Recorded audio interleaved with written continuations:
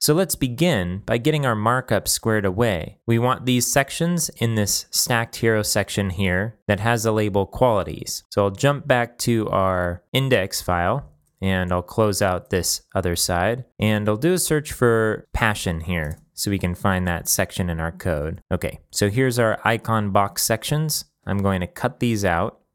And here's our qualities title in our stacked hero section. So we'll paste this in below the title. And let's save this. And I'll jump back to the browser and refresh. All right, so now we have it within this section. Now at its largest size, if we go to our mockup, we have some padding to the right and the left of the section. It looks like that padding also extends below and above the content. Now we've added this padding before in the written by our team section. So we can look at the measurement that we use there. So we can use the same measurement here for consistency purposes. So let's take a look at what we used before. So if we go to our browser and we go to the written by our team section, we can check out where that padding is coming from. So here's our heading, here's our section. You can see the padding here to either side being highlighted in green. And here's where the padding is being set. So it has a padding on the top and bottom of 25 pixels and the left and right of 121 pixels. So is this padding applicable to all of our stacked hero sections?